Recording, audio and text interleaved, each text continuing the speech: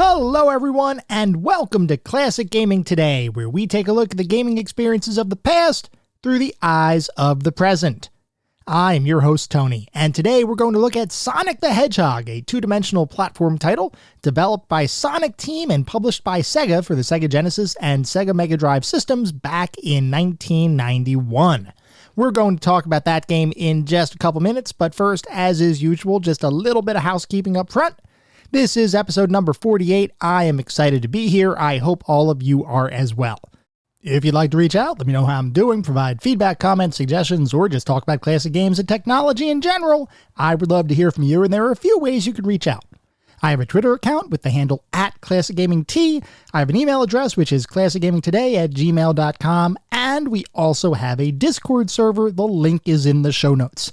We have a ton of fun out on Discord. Discord is probably the best way to engage with me, as well as the rest of the podcast community, and we do all sorts of fun stuff out on Discord. This past weekend, we just had our first ever weekend gaming challenge, where in honor of the fact that this is the Sonic the Hedgehog episode, the challenge was try to beat Sonic the Hedgehog before Sunday night.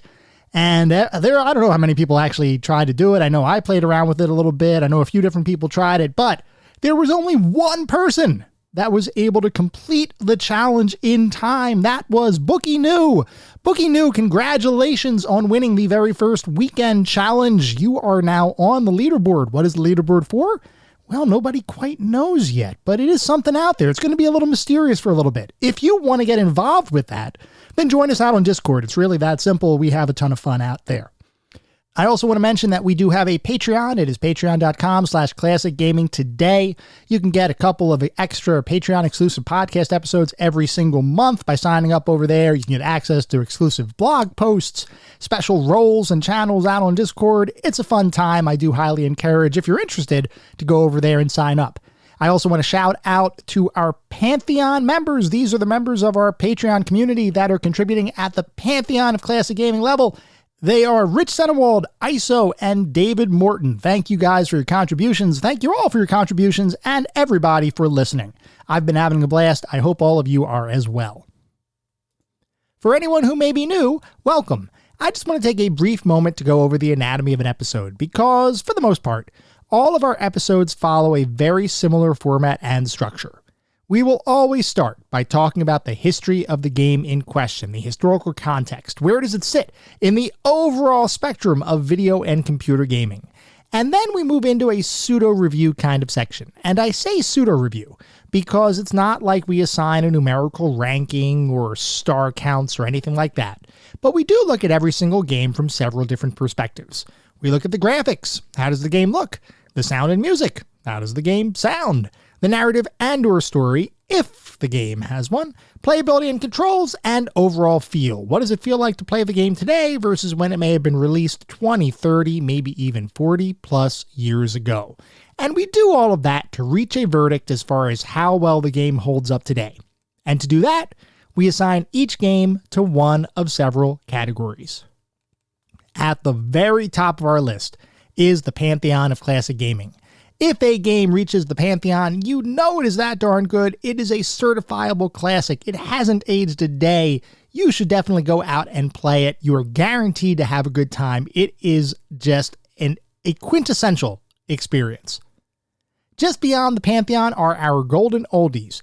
These are still really good games. I still highly recommend them, especially if you have nostalgia for the game or you enjoy the genre in which it lives. You absolutely should play those games. Highly recommended. Not quite Pantheon level though. Just not quite at that premium spot, but they are still really worthwhile experiences, and I still highly recommend you play them today. Beyond the golden oldies, we reach our mediocre mentions. This is where we start getting into the realm of games that I cannot recommend to the broader population. They may have aged a little bit, may have had a couple of issues to begin with. You could still have a good time, especially if you enjoy the genre in which the game lives. By all means, go for it. You could still have some fun. But for the most part, for the majority of the population, I cannot recommend these titles. And then beyond the mediocre mentions, we reach the footnotes. These are the games that are best left in the annals of history. I have played them, so you don't have to. I cannot recommend anybody play these titles today. They have either aged incredibly poorly or they may not have been all that great to begin with. With that out of the way, we're going to start talking about the game of the day. That is Sonic the Hedgehog.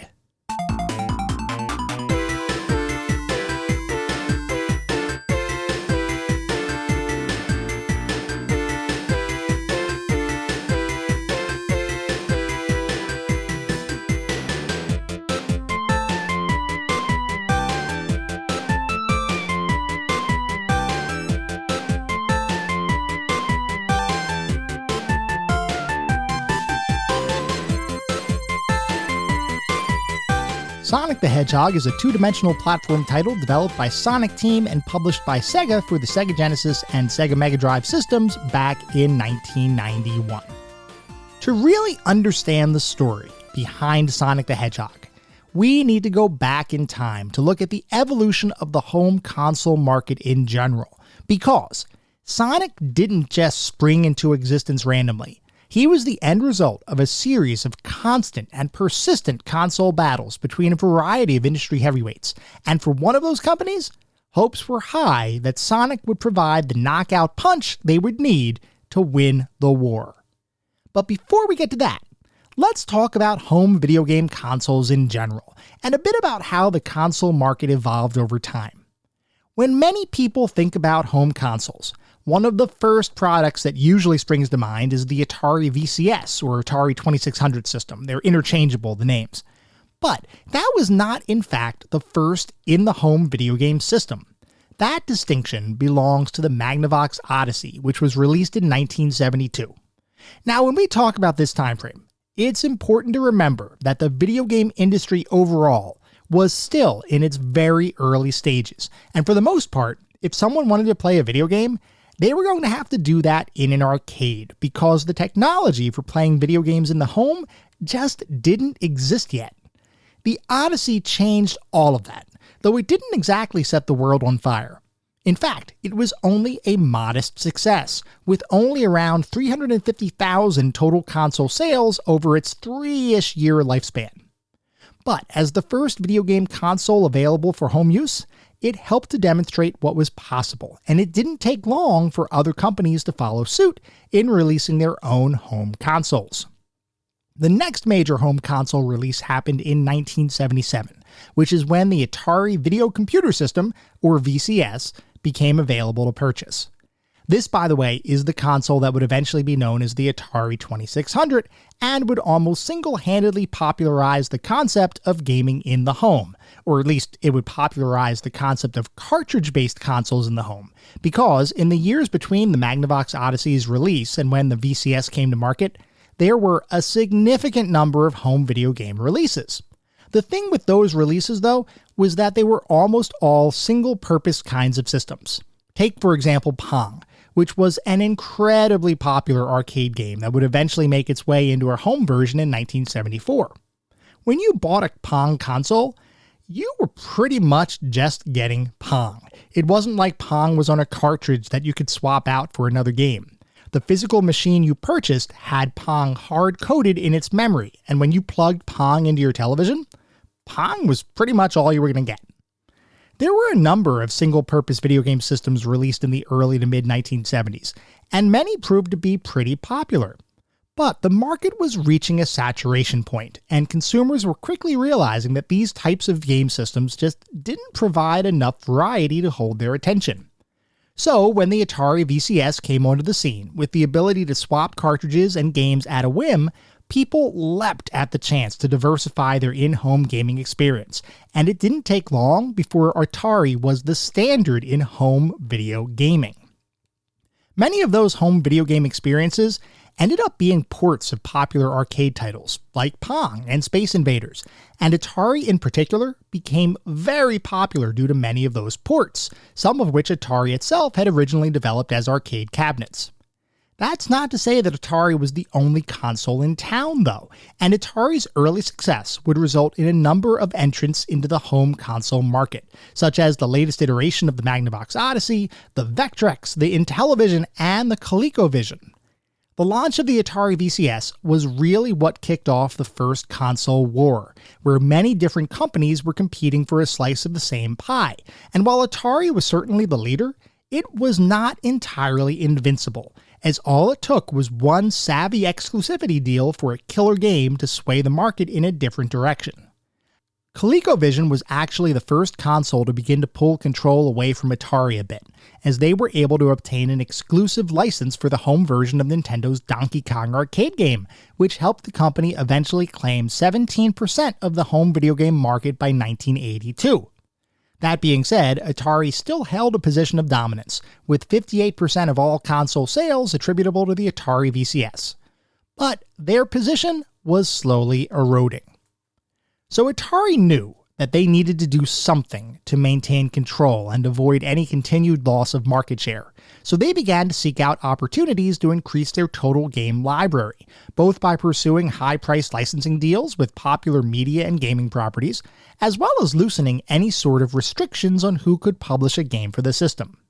Now in reality, that loosening really started happening in 1979, which is when the first third-party publishing company, Activision, formed.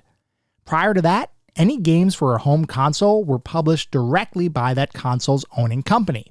Meaning, if you were playing an Atari VCS title before 1979, it was a title published by Atari, and as a result, there was a certain level of quality you could expect from the title.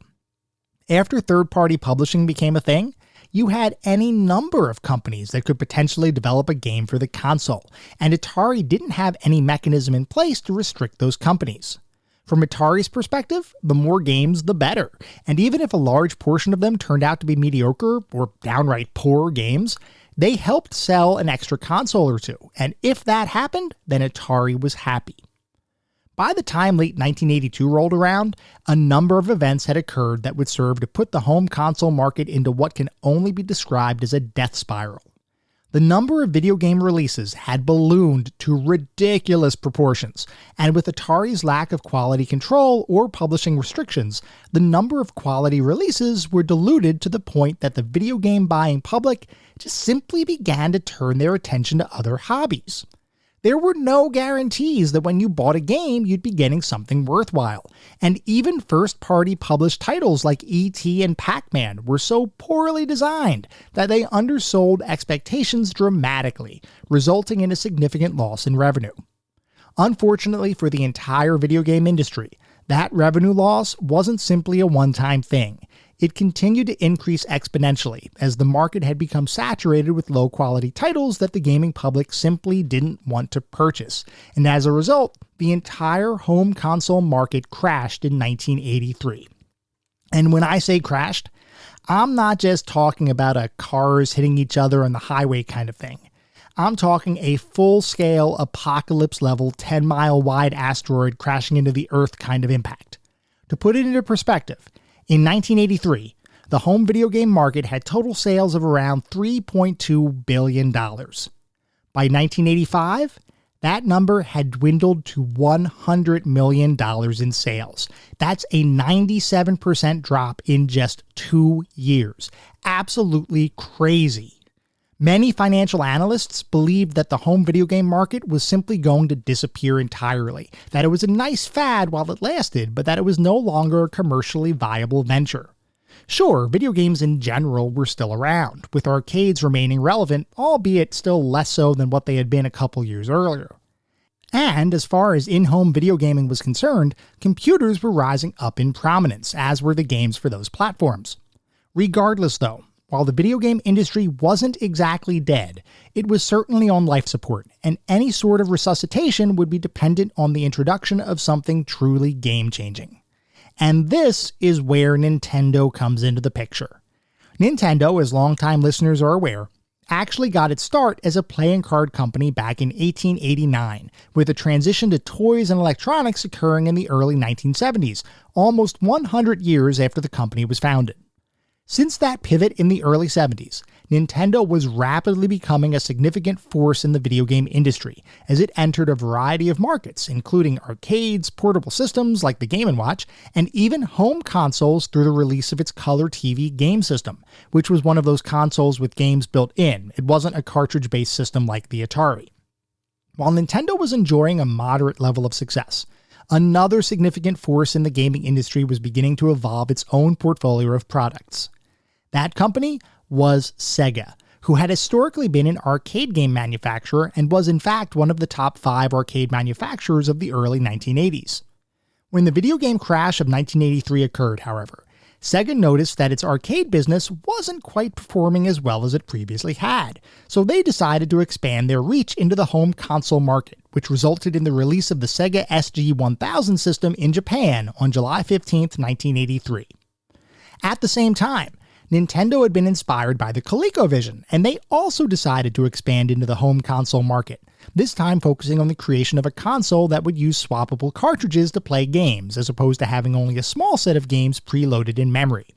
That system, the Family Computer, or Famicom, also released on July 15, 1983. So, we had brand new console releases from both Sega and Nintendo, both on the same exact day. While I don't know that the release date was chosen simply to compete with one another, it is interesting that the Sega versus Nintendo rivalry would begin with the seemingly unrelated releases of each company's first cartridge-based home consoles. Regardless of whether that direct competition was intended or not, the fact is, competition is exactly what happened, and here it wasn't particularly close, as Nintendo quickly became a dominant force in the market as it attempted to right the wrongs of prior console manufacturers. Rather than allow anyone to release whatever titles they wanted for the system, Nintendo would restrict publishers to a limited number of game releases each year, though, just for everybody's awareness, companies would often get around that restriction by creating a bunch of shell subsidiaries. At the same time, Nintendo implemented the Nintendo Seal of Quality program, which was intended to prevent any unauthorized titles from being published on the console. The thought there was, only games approved by Nintendo would make its way to the system, and the Seal of Quality was a way of restoring consumer faith in the video game industry after many gamers had been burned by the glut of shovelware that was present on earlier consoles like the Atari 2600. In reality, that Seal of Quality didn't really mean you were definitely going to get a good game, but it did give the perception that if you were buying a Nintendo title, you were buying something that was a quality product. The Nintendo Famicom would rapidly capture market share in Japan, and eventually Nintendo would expand overseas with the release of the Nintendo Entertainment System, or NES, in 1985. At the same time, Sega released their next console, the Master System, as a way of competing with the North American NES release. Only, unfortunately for Sega, Nintendo around this time was a massive juggernaut who literally could not be stopped. Bolstered by a continuous stream of releases that would in later years be deemed all-time classics, Nintendo ran wild across the entire video game industry, capturing over 80% of the market by 1988. There's a reason why for an entire generation of families and parents, playing video games was synonymous with playing Nintendo. The company had established a foothold in the industry, and in just 5 years after the release of their Famicom system, was the most dominant video game console manufacturer on the planet. For its part, Sega never shied away from competition, and even after getting a fairly significant drubbing by Nintendo with their 8-bit systems, Sega was prepping for a fight as they began developing their next generation console, the Sega Mega Drive, shortly after the Master System had been released. The Mega Drive, or Genesis as it was known in North America, would be the first true 16-bit console released to the market, and was vastly more powerful than both Nintendo's 8-bit platform as well as the newly released PC Engine, which was NEC's entry into the home video game console race. The thought in Sega at the time was that if they were going to compete with the rest of the market, they needed to deliver closer to an arcade experience at home, and they needed more power, which is what drove the shift to develop a 16-bit console as opposed to iterating on their previous 8-bit design. As you might imagine, regardless of the technical prowess of Sega's new 16-bit system, Sega was still facing an uphill battle. Not only was the console market becoming even more diverse, with NEC entering the market, Atari still releasing consoles, and Nintendo continuing their 8-bit dominance, but Nintendo was also hard at work on both a portable cartridge-based system, which would eventually become the Nintendo Game Boy, as well as their own 16-bit console, the forthcoming Super Famicom in Japan and Super Nintendo Entertainment System, or SNES, in North America. To say that the competition was heating up would be an understatement. Yet even with all of this competition, Nintendo continued to maintain a stranglehold on the video game market. Especially in North America, Nintendo was an absolute monster, and by 1991, Nintendo had captured over 90% of the overall video game market, compared to Sega sitting at 6% total market penetration. If Sega was going to compete with Nintendo, they knew they needed to alter their strategy. Up to this point, Sega had focused their advertising on the 16-bit technical capabilities of their Genesis console, along with the fact that the Genesis was the only system where famous Sega arcade titles like Altered Beast could be played from the comfort of home. Still, that wasn't quite enough to put a dent in Nintendo's armor.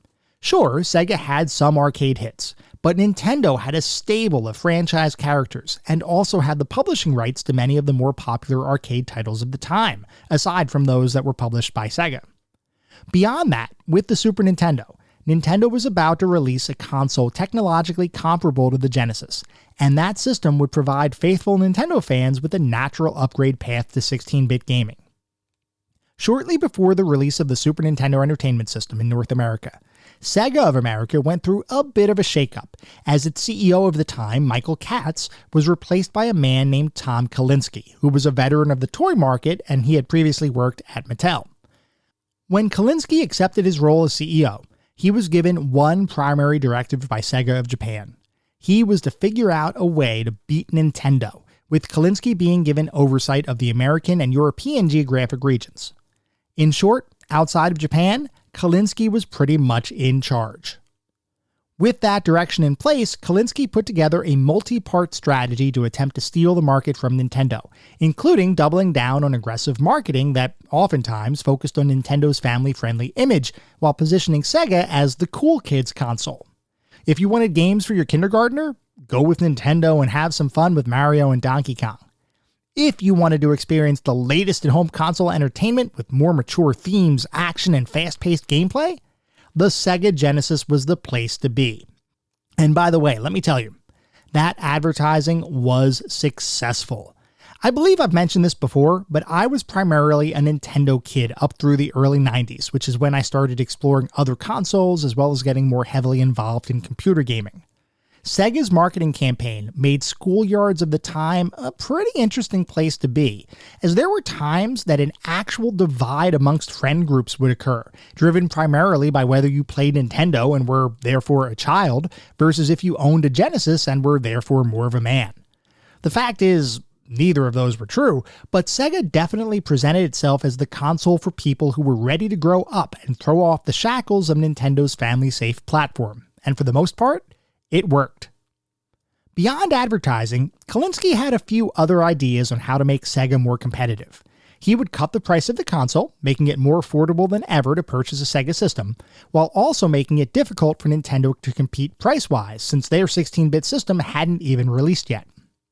Kalinske would also drive Sega of America to begin working on titles more directly aimed at American audiences, the thought there being that creating titles with the American market in mind would lead to higher sales.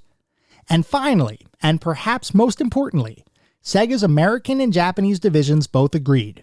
Sega would need a flagship title complete with new mascot designed almost exclusively to compete with Nintendo's juggernaut, Mario.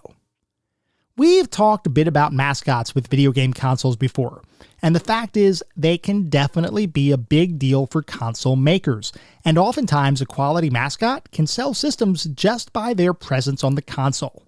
Think about Mario. There's a reason why almost every Nintendo console launch, at least prior to more modern consoles, included a Mario title. He is a system seller, and when you got a Mario game, you were almost guaranteed to be getting a quality experience. You also had characters like Bonk on the PC Engine in TurboGrafx 16. Now, I would argue that Bonk was never fully embraced as NEC's console mascot, but he certainly was positioned like that, and he did end up selling a ton of consoles back when the first Bonk's Adventure was released. For Sega, you had Alex Kidd, who despite starring in a number of titles across the Sega Master System, never really achieved the same level of success as Nintendo's mustachioed plumber. That's not to say that Alex Kidd games weren't good, he just didn't have as much cultural reach as Mario. If you held up a picture of Mario in the early 90s and asked random people on the street who he was, people could identify him. Do the same with Alex Kidd? I'm guessing that wouldn't have been as successful, and with a company focusing on increasing their market share, that kind of lack of recognition could be a major deficit.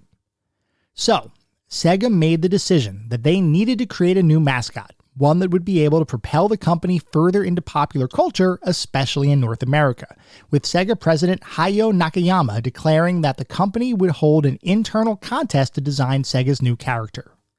As you might imagine, this contest would result in a number of different teams working on potential designs. I mean, here was an opportunity to potentially get your design featured as the face of Sega for the foreseeable future. Think about when Shigeru Miyamoto got his big break in a similar situation, where Nintendo was looking for ideas to convert their overproduced radar scope arcade cabinets into something that would actually make money. Miyamoto's solution was Donkey Kong, and that success would propel him into a career where he'd become a true legend in the industry. Sega was effectively creating the same kind of opportunity. One of the teams working on Sega's contest was the programmer-artist duo of Yuji Naka and Naoto Oshima, both of whom had worked at Sega since the mid-80s. As Yuji Naka was working on some concepts for Sega's competition, he came upon an idea for a title that he thought would be a perfect fit for Sega as a company. As a fan of Nintendo's Mario titles, Naka knew that he wanted to work on a platforming title, but he always felt like Mario's speed was just a bit too slow. He wanted something faster paced with more action, and also wanted levels that didn't just consist of side-to-side gameplay. For Sega to succeed, they couldn't just mimic Nintendo, they needed to leapfrog them. So, Naka began working on a prototype for a game, and just for everyone's awareness, when I say prototype, I mean it in its truest sense. The early demos of the game didn't even have a character. The player was represented as a simple sprite in the shape of a ball, with Naka designing an experience that involved that ball rolling rapidly through a level, both side to side, as well as vertically and, perhaps most impressively, around various curves and loops. Now, you might not think that making a sprite curve around a loop would be a big deal, but back in the early 90s, that concept was pretty darn difficult to develop. In most platforming titles, the act of collision detection, or more simply, determining when the player comes into contact with an object in the game world, is pretty simple. You need a solid ground, obviously, and you need walls, bricks, and enemies. But for the most part, platforming titles around this time used simple geometric shapes with predominantly straight lines, which meant collision detection and making your character appear to exist within a game world wasn't too difficult. Consider Mario. In most of his games up to this point, he walked in a relatively straight line from left to right, and sometimes up into the sky, with the most complex geometry in a Mario game being a sloped floor. Naka's prototype was intended to showcase brand new technology, with curves, loops, and tubes providing a more diverse kind of experience beyond the traditional flat platforming games of the time. Beyond that diversity, Naka's demo was fast. When figuring out what speed to make his demo, he looked at Mario's running speed and decided to use that as the default base speed for his new prototype. Meaning, when Naka's demo ball would actually accelerate, it would do so at speeds previously unseen in home console gaming. So, Naka had a concept for a game, but a game concept does not translate directly into a company mascot. The actual design of the character for the prototype that Naka had created would fall to artist Naoto Oshima. Oshima saw Naka's demo and the speed with which the game played, and he therefore began exploring characters based on animals that traditionally were associated with speed, going through a few different design revisions, including characters based on kangaroos and rabbits. Eventually, Oshima developed an idea for a character based on a rabbit, which seemed like something that might lend itself to a game. Rabbits are fast, so they'd be a natural fit for Naka's gameplay demo.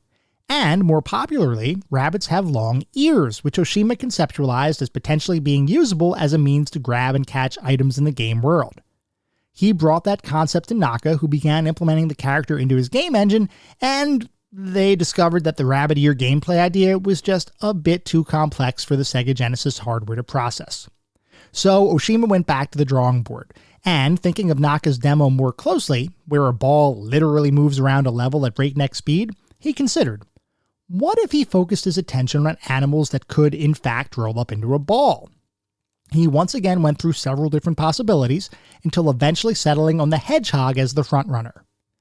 Now, for those who may be unaware, Hedgehogs are not exactly the speediest animals out there, and in fact, in real life, they can only reach speeds of around 4 miles per hour, effectively a fast walk for an adult-sized human. But, as with many things game-related, sometimes the best design for something deviates just a bit from the real world. Anyway, Oshima believed his concept had merit, but he wanted to get some real-world feedback. So, while on vacation in New York City, he went to Central Park armed with several different character designs, asking passersby what design they liked the most. Oshima's hedgehog design won by a landslide. So Oshima was definitely onto something.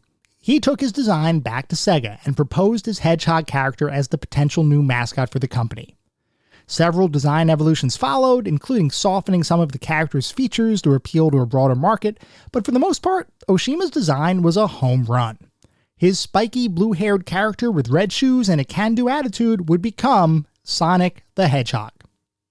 With the character decided upon, work then turned to how to create a game around Sonic, and here Yuji Naka took Oshima's design and implemented it into his prototype game. In relatively short order, he had a functioning Sonic prototype running along curves, walls, and loops, and things were looking pretty good, at least as far as this early stage of development was concerned. The only thing is, a successful prototype doesn't necessarily make a successful game, and this is where we need to start focusing on some of the other aspects of the game design process. To start, let's discuss controls, which for platforming titles in particular, can often make or break the experience for players. Naka, like we mentioned, had been a fan of Shigeru Miyamoto's Mario titles, and in particular, he enjoyed the simplicity of the titles, in that they could pretty much be picked up and played by anyone, despite having to deal with complex environments and situations.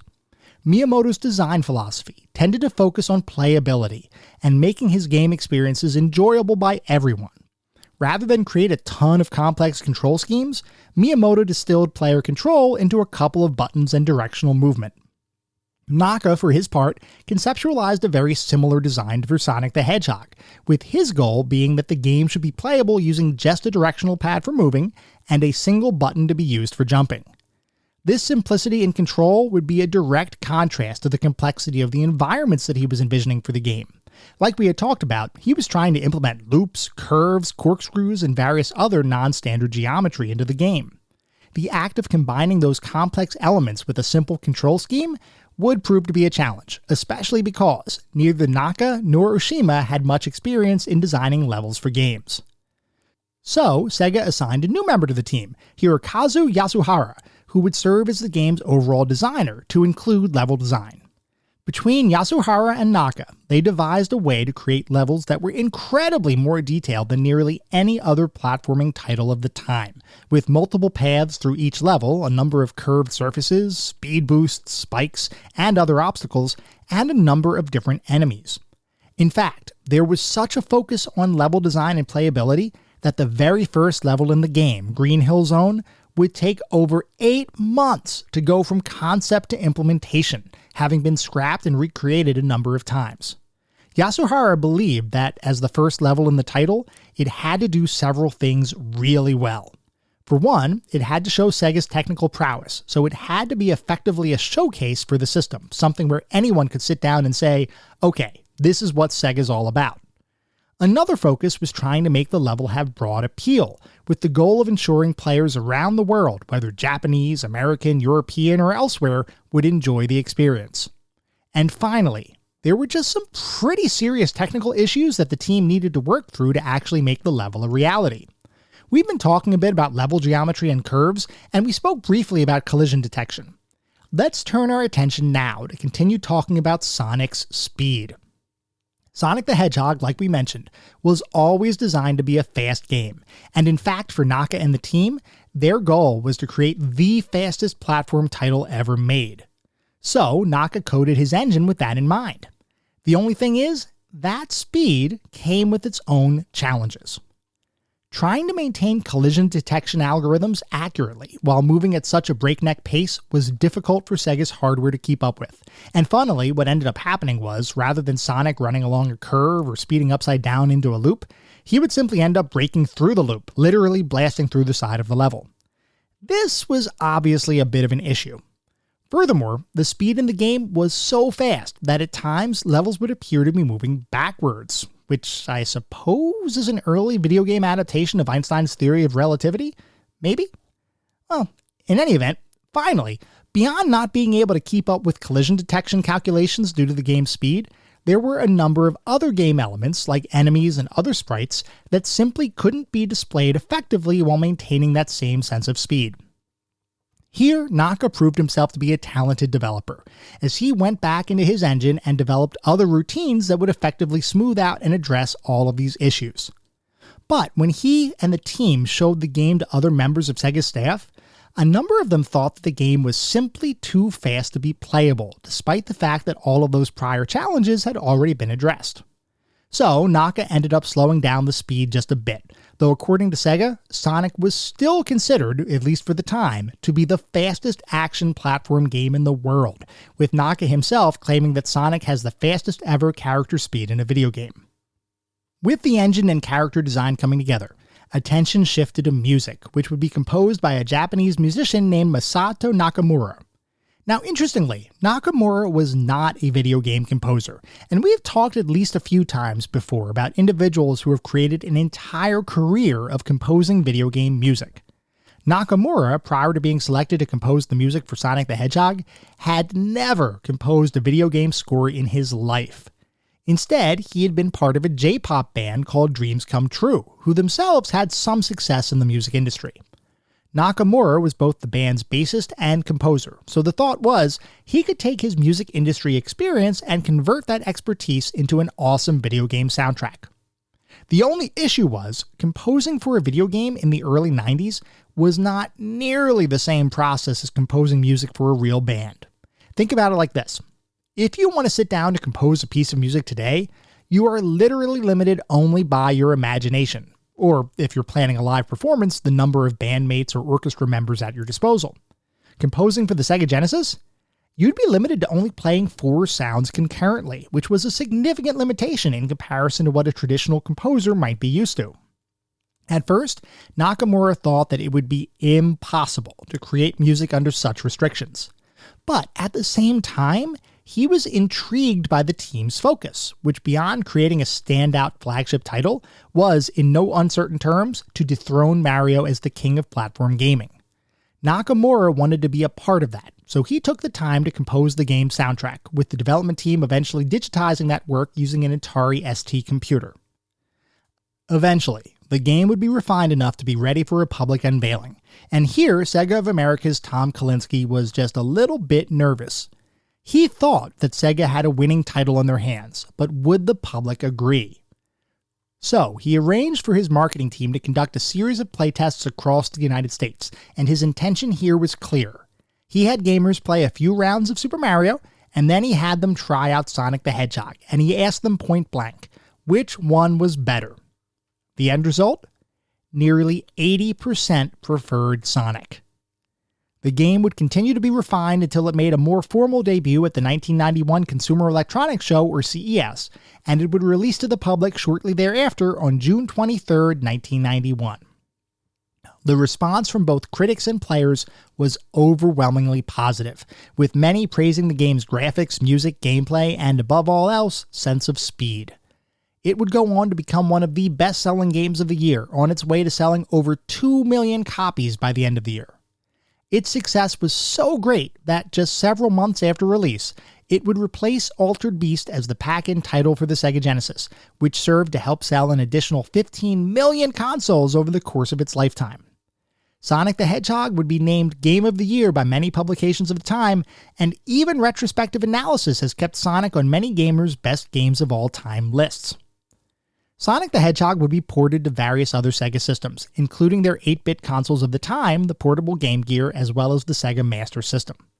Those ports are interesting because they were completed by a company called Ancient, which was founded by composer and Streets of Rage 2 creator Yuzo Koshiro. Those ports, by the way, were well received and really did a noble job of distilling an advanced 16-bit experience into an 8-bit package. Beyond Sonic's own personal success, it would serve as a landmark release for Sega, eventually helping the company capture 65% of the home video game console market by January of 1992, which represented the first time since 1985 that Nintendo hadn't been the video game market leader. Sega had achieved their goal. They were now the top video game console on the market. As many are likely aware, that victory would last for only a short time before Sega's position would falter, with the 1-2 punch of Nintendo striking back, coupled with Sony's PlayStation release serving to diminish Sega's market share within a couple of years. Sega, for its part, also had a couple of missteps along the way, with perhaps its biggest mistake being the release of its 32X Genesis and Sega CD add-on peripheral, which itself was released so close to Sega's true next-generation console, the Sega Saturn, that many gamers were confused as to what to buy when.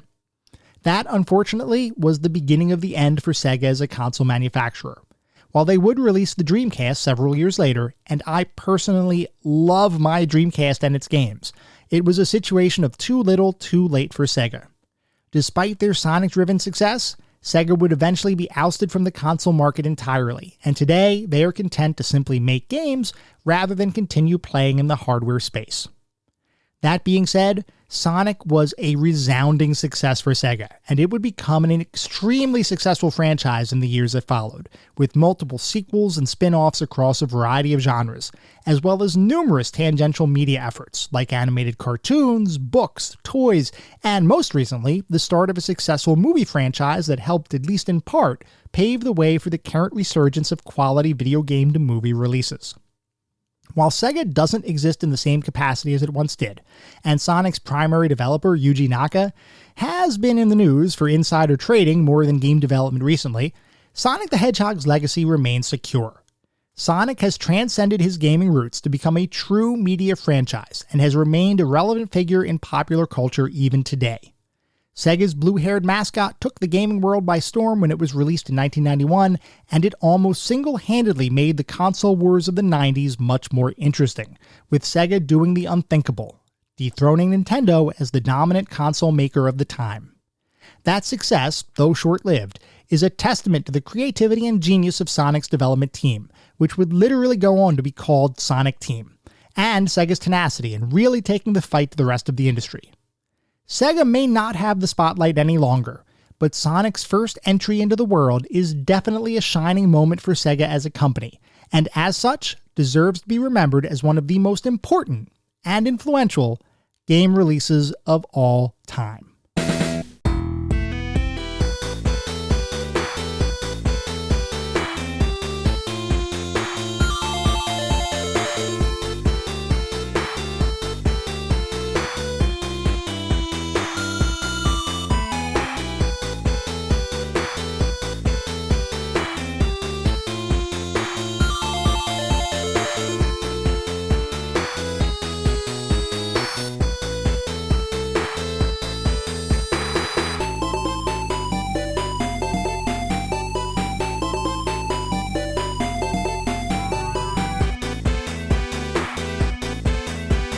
We are now going to shift to start talking about what it feels like to play Sonic the Hedgehog today versus when it was released over 30 years ago.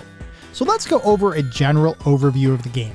And I want to start by saying, this is pretty much a traditional platforming game experience. If we left it like that though, you might think there's nothing all that special about the game. But the fact is, there is a lot that Sonic does differently than other platformers, especially at the time it was released, that served to make it a unique experience. So, let's talk about Sonic. The game is split up into 6 different zones, each of which have 3 acts, and each act is effectively a level in a traditional game. You can think of zones as themes, so to speak, and acts as levels. Meaning, within any given zone, the corresponding acts will all have a similar style, enemies, design, and all that good stuff. For Sonic, that means that the game consists of 18 total levels plus a final boss fight. For each zone, the third act concludes with a boss fight against the evil Dr. Robotnik, and each time you fight him, his weaponry, mechanics, and movement changes, which keeps the fights from feeling like copies of each other. It adds a bit of diversity to the overall experience. Now, a core mechanic of the game is the concept of collecting rings, and throughout every single level, there are a ton of rings scattered around that you can collect. Rings actually serve a few different purposes. If you collect 100 of them during a level, you'll get an extra life, which is reminiscent of Mario Games' long-standing mechanic of collecting 100 coins to gain an extra life. The thing is, rings also act as a shield of sorts, but for that shield, it doesn't really matter how many you collect. So let me explain. Typically, when you're controlling Sonic, if you hit an enemy inadvertently without spinning or jumping into it, which is the way you attack enemies in the game, you will take damage. There's no life bar or anything like that in the game. Basically, the way it works is if you hit an enemy without attacking it, or if you hit a spike trap or any other hazardous obstacle, you'll simply die. Unless you're holding onto one or more rings. If you do have any rings in your possession, then when you get hit, you simply lose your rings, which scatter all across the screen. If you get hit a second time, then of course you die, but you do have a brief opportunity to recollect some of those dropped rings, which would once again give you your shield back. I've got to say, it's an interesting mechanic in a platformer, because you can effectively maintain your life, or you can maintain your playthrough with just a single ring in your inventory that you keep picking up again and again every time you get hit. So I thought it was really interesting the way it was designed. Oh, by the way, rings also serve one other purpose. If you can complete the act you're on with at least 50 rings still in your inventory, you'll unlock a giant ring at the end of the level, which if you jump into it, will warp you to one of several special zones. In those special zones is where you find and acquire the coveted Chaos Emeralds, which ultimately are the gems the big bad boss of the game, Dr. Robotnik, are after. These special zones are rotating pinball-like levels where you have to try to maneuver around the environment, changing the rotational direction of the level as you bump into various objects, until you hopefully reach the center, break a bunch of barriers in a moment similar to classic titles like Arkanoid and Breakout, and claim the Chaos Emerald for yourself. The other important feature of special zones is that they are the only way you can acquire any continues. By default, the game gives you 3 lives to use throughout the game, with no continues at all. You can collect more lives by acquiring 100 rings in any stage, and you can collect continues by collecting 50 rings in any special zone, which can sometimes be a bit more challenging than what it may appear. And by the way, those continues, unless you're really good at the game, they are almost a necessity to be able to beat the game. And there's no guarantee you'll be able to get to the end of any given stage with the prerequisite 50 rings to even be able to enter the special zone. So, whenever you do get a chance to grab a continue or two, I would definitely take it. Anyway, while Chaos Emeralds are the main plot device that actually causes Dr. Robotnik to perform his evil deeds, actually collecting those emeralds does very little to change how the game plays out. If you do manage to collect all 6 and you beat the game, that will unlock the game's best ending. If you don't collect all 6 emeralds, it's not like you can't beat the game, it's just that the ending you get isn't quite as long or fulfilling. So we've talked about the general structure of the game, but what we haven't talked about, and what was one of Sonic's key selling features, is the speed. Sonic the Hedgehog is a much faster platforming experience than many, if not all, other platform action games, and the game is designed to allow you to progress through every single stage with a degree of speed that borders on unplayable, but in a good way. That might sound bad, but I actually mean it as a compliment. And what I mean here is that sometimes you're moving through levels so quickly that you literally have no time to react to an obstacle or enemy in front of you. This breakneck gameplay is absurdly fun, and even when you ram right into a trap and lose a bunch of your rings, it barely matters because you still have a smile on your face, at least most of the time. Now, just a quick word here about that speed and reaction times. I have seen some incredibly talented gamers who speedrun Sonic, and they can move through each level and time jumps, avoid obstacles, and otherwise obliterate the game. Watching those people play the game is awe-inspiring, and it makes you think, oh, I could do that. So you sit down to play, begin running through the level, and then you realize, oh, I can't do that. See, the sense of speed in the game is awesome, but it's also sometimes a detriment to actually beating the game, if that is your end goal. If you're actually trying to get to the final boss, I found it better to actually treat Sonic like a more traditional platformer, taking each level with a bit more caution as opposed to running through each stage without a care in the world. That actually helped me maintain my ring count, which let me get some extra lives as well as enter special zones for the chance at scoring to continue, which for me was essential in actually beating the title. The cool thing here, though, is that even moving through the levels more traditionally is a ton of fun. And there are still opportunities to loop, spin, corkscrew, and race your way through various parts of each stage, even if you're like me and take a decidedly more cautious approach to platforming. Regardless of how you play the game, the fact is that each stage is pretty darn huge, and the environments are diverse, spanning locations such as rolling hills, underwater caves, and factories. For each of those stages, regardless of the environment, there are numerous paths to follow that eventually lead to the end of the stage. I absolutely loved this degree of diversity, and it made it so that you could pretty much make the experience your own. If you were really good at bouncing on enemies, feel free to bounce across the sky, avoiding a ton of obstacles on the ground. If you weren't that great at bouncing, then simply work your way along the ground, avoiding obstacles along the way. If you really liked speed, hit one of the speed up boosts and rocket through the level. You'll eventually get where you want to be along any number of branching and intersecting pathways. As you progress through each stage, beyond collecting rings and defeating enemies, you do sometimes also come upon some power-ups, which include things like speed boost, extra lives, invincibility sparkles, and extra rings. I don't know that any of the power-ups are particularly game-changing, but they are certainly useful when you find them. So the bottom line from an overall perspective for Sonic, the game is extremely diverse, and its design caters to multiple playstyles, and beyond all, it is simply fun. So before we start talking about the more specific aspects of the game like graphics and sound, I do want to take a look at what the back of the box says, because as you all know, I love looking at the back of the box. I really enjoy looking at how different companies marketed their titles around this time, especially because in the early 90s, it's not like we had the internet and YouTube to look up video reviews or gameplay videos of various titles. Sometimes we may not even had magazines as readily available to look up some of the reviews or look at what titles might look like. So a lot of times when we made a buying decision, that decision was made in the store, and it was made almost exclusively by what the box looked like and what was written on the back of the box. So, for Sonic the Hedgehog for the Sega Genesis, the back of the box says, "It's Super Sonic. Super Speed. Bust the video game speed barrier wide open with Sonic the Hedgehog. Blaze by in a blur using the supersonic spin attack. Loop the loop by defying gravity. Plummet down tunnels, then dash to safety with Sonic's power sneakers, all at a frenzied pace. Super graphics. Help Sonic escape bubbling molten lava, swim through turbulent waterfalls, scale glistening green mountains, and soar past shimmering city lights. There's even a 360-degree rotating maze. You've never seen anything like it. Super attitude. Sonic has an attitude that just won't quit.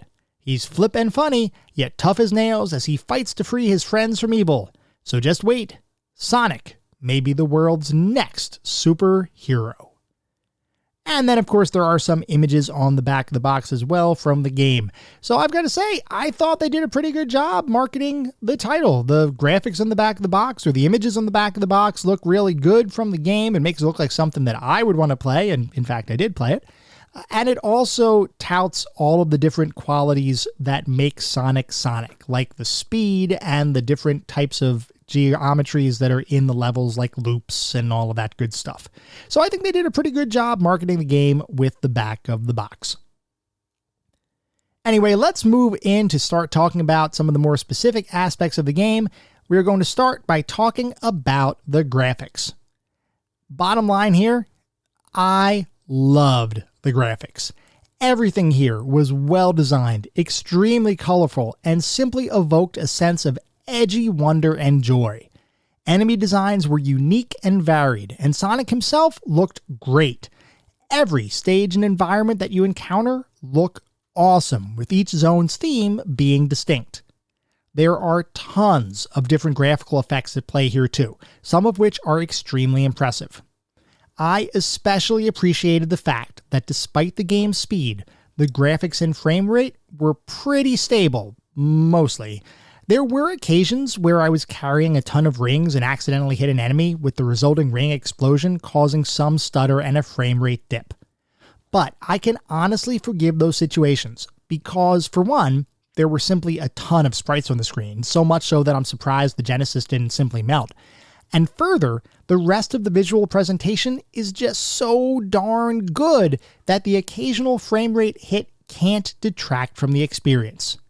It was simply a wonderful game to look at.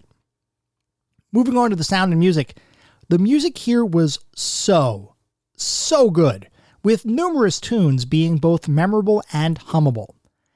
I honestly don't think there was a bad track in the game, and I've got to commend composer Masato Nakamura on creating a soundtrack that both meshes incredibly well with the action on the screen, as well as standing alone as a set of tracks that I would listen to even when I'm not playing the game. It's honestly that good. Sound effects were similarly high quality, with every enemy, collision, ring pickup, power-up, and whatever else adding to the overall auditory environment in such a way that despite it being a cacophony of conflicting sounds, somehow come together into some sort of orchestra of awesomeness. I have literally no complaints about the music or sound in the game. It all sounds great. Moving on to the narrative and story, you play as Sonic the Hedgehog, an anthropomorphic animal on a quest to save the world's animals from the clutches of Dr. Robotnik. The evil doctor has captured and imprisoned the world's animals as part of his attempt to find the 6 Chaos Emeralds that had been lost. If Dr. Robotnik can find the Chaos Emeralds, he would gain unstoppable power. So Sonic sets off to both save his animal friends and find the lost Chaos Emeralds before Robotnik can steal them for his own fiendish gains. You know what? The story here, it works. I know that I've said plenty of times before, and I will keep saying it. Platforming titles do not need a deep story to be successful. And certainly, Sonic's story is not deep. But I always appreciate when there's some purpose given for why you're exploring a world and defeating its evildoers. It's just a nice extra touch that makes an otherwise great game even better, and I have no issue at all with Sonic's story. It's straightforward, it's simple, but honestly, it works. Moving on to the playability and controls, we have talked a bit about the overall playability and controls just a few minutes ago, but just to recap, the controls in this title are pretty much the simplest kind of controls you can implement for a platforming title. You move around with your directional pad and you have a single button dedicated to jumping, and that's pretty much it. Attacking enemies can be accomplished by jumping at them or rolling toward them and hitting them, but otherwise, your main goal is to avoid obstacles and traps while collecting as many power-ups and rings as is humanly possible. As a platformer, the quality of the experience will live and die by its controls, and for Sonic, the good news is that the game controls great. I always felt in control of my character, and I don't recall a single instance where I executed a maneuver, failed, and thought, oh, that was the game's fault. Every action I took, every success, and every failure was due to my own skill, or lack of skill, and I appreciated the fact that the controls were so tight. Sonic was simply a joy to play. Now, I do have some other comments, but honestly, these aren't even really critiques, just simply observations. The game can be challenging, especially as you get further into the game. Though from my perspective, this is a perfect example of difficulty done right. We've talked about games before that are difficult, but whose difficulty is driven by random chance or some sort of arbitrary design decision. With Sonic, the difficulty later in the game feels intentional and intentionally designed to encourage you to become more proficient as a player. If you practice, there is no reason why you couldn't beat this game without much issue. For those of us who may be playing more casually, you can absolutely still beat the game, though from my perspective, continues are an absolute necessity.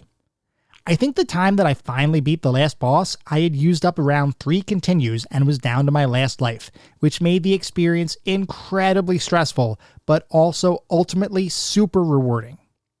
The game's controls are a bit simpler than what future Sonic games would employ, and the biggest gap for me, as someone who played a ton of Sonic 2 as a kid and not as much Sonic 1, was the fact that there was no way to roll yourself into a ball and launch yourself forward. In Sonic 2, you can basically get into a charged ball from a stationary position, which from what I could tell was not possible in Sonic 1. Not a big deal, but something that I had to get used to. If I did have one critique though, it would be that the sheer speed of some of the sections made it so that you really didn't have much of a choice as to what the game was going to do. And if you try to play the game in Super Turbo Always Run Fast mode, I would imagine you might have some difficulties. Like I had mentioned earlier, I played many parts of the games as a traditional platforming experience, taking a bit more caution than I ever did when I was younger. The fact that I never beat the game back then, and I was able to beat it recently, suggests to me that a middle ground of cautious platforming coupled with some areas where you use all of the speed available to you is probably the best way to tackle the game, at least until you get good enough to where you can simply breeze through the level. I must stress though, the game is a blast to play regardless of how you play it. This is one well-designed platformer. So overall, how did it feel to play the game? I honestly have next to nothing to really complain about. The game felt amazing, even over 30 years after its release. This is an example of one of those titles that, despite being designed many years ago, still feels modern to play and control. It might not have some of the creature comforts we expect today, like unlimited continues or autosaves after each level, but from a pure gameplay, graphics, and sound perspective, Sonic the Hedgehog knocks it out of the park. So overall, what is our verdict? The fact is, Sonic the Hedgehog is simply an amazing game that everyone should play at some point in their lives. I admit, I did not expect to have as much fun as I ended up having. I knew Sonic 1 was good because I had played it when I was younger, albeit not really extensively. But sitting down to play it in earnest for this episode and eventually beat it gave me a brand new perspective on the title. It is not hard to understand why Sonic was a large contributor to Sega overtaking Nintendo in the console market. Sonic the Hedgehog is a remarkably well-designed platformer that carved its own niche in the gaming world. Rather than simply mimic titles like Super Mario, it served to evolve the action platform genre by injecting it with a sense of attitude, scope, and above all, speed. Sonic the Hedgehog is a quintessential platforming experience with stellar gameplay, amazing graphics, and a memorable soundtrack. And for those reasons, Sonic is absolutely deserving of joining our pantheon of classic gaming. In fact, I would go so far as to say that Sonic belongs on the Mount Rushmore of platforming titles. It is that good, and I highly encourage everyone to play the title. This is one of those experiences that you simply cannot miss.